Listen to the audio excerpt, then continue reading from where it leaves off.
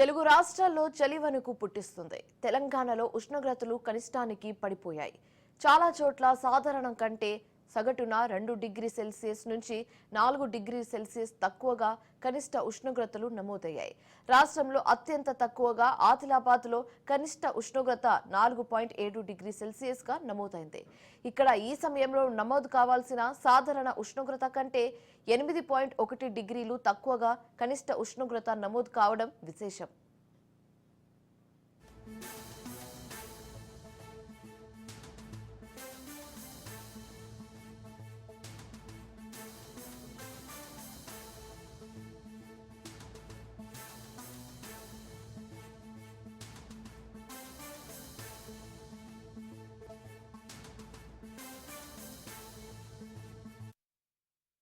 పటాన్చెరు, హకీంపేట్, హనుమకొండ, మెదక్, నిజామాబాద్, రామగుండం, రాజేంద్రనగర్ ప్రాంతాల్లో సాధారణ కంటే 4 డిగ్రీ సెల్సియస్ కు పైబడి కనిష్ట ఉష్ణోగ్రతలు నమోదయ్యాయి.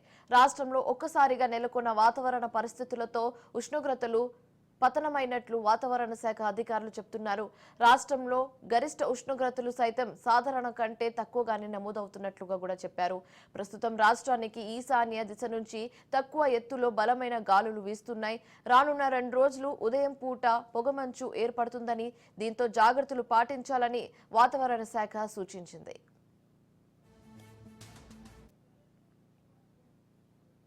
రానున్న 3 రోజులు కనిష్ట ఉష్ణోగ్రతలు సాధారణ కంటే 4 డిగ్రీల వరకు తక్కువగా నమోదు కావచ్చని వాతావరణ శాఖ సూచించింది. ఆదిలాబాద్లో 4.7 డిగ్రీలు, గరిష్టంగా నల్గొండలో 17.6 డిగ్రీల ఉష్ణోగ్రత నమోదైంది. పటాన్చెరువులో 8.6, మెదక్లో 9.8 డిగ్రీల ఉష్ణోగ్రత నమోదు కాగా రామగుండం 11.6 డిగ్రీలు, నిజామాబాద్లో 12 డిగ్రీల ఉష్ణోగ్రత నమోదైనట్లుగా తెలుస్తుంది. ఇక ఇదే అంశానికి సంబంధించి తాజా సమాచారం మా కరెస్పాండెంట్ శ్రీనివాస్ ఫోన్ ద్వారా అందిస్తారు. శ్రీనివాస్, చెప్పండి. Thank you Shivani. ఉత్తరాన వీస్తున్న చలిగాలతో ఆదిలాబాద్ జిల్లాలో అత్యల్ప ఉష్ణోగ్రత నమోదవుతుంది. 4.7గా నమోదైంది. ఆదిలాబాద్, ఆసిఫాబాద్, కొమరంభీం, నిర్మల్ జిల్లాలో 2 రోజులుగా ఎముకలు కొరికే చలి ఉన్నది. సింగిల్ డిజిట్ కే పరిమితం అవుతుంది. ఇప్పుడు మధ్యాహ్నం 12 గంటల వరకు కూడా చలి బాగుంటుంది. ఆదిలాబాద్ పట్టణంలో బయటకు వెళ్ళడానికి ప్రజలు చింతిస్తున్నారు. అంతేకాకుండా కూరగాయలు, పాలు అమ్మే రైతులు, పారిశుద్ధ కార్మికులు, యాచకుల పరిస్థితి మరీ ఘోరంగా మారింది. రాష్ట్రంలో అత్యల్ప ఉష్ణోగ్రత ఆదిలాబాద్ లో నమోదైంది.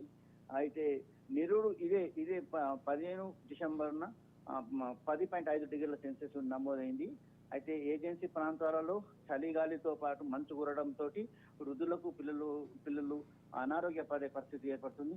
ఇదే విధంగా ఇంకా 2 రోజులు ఉంటే వృద్ధులకు చలి జ్వరాలు, ఇతర అనారోగ్య సమస్యలు ఎదురవుతాయని వైద్యులు అంటున్నారు.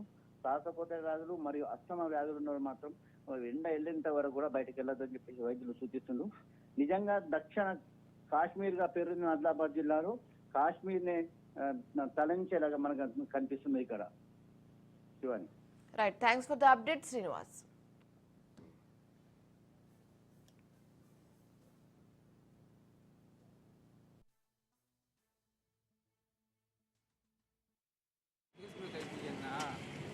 చలి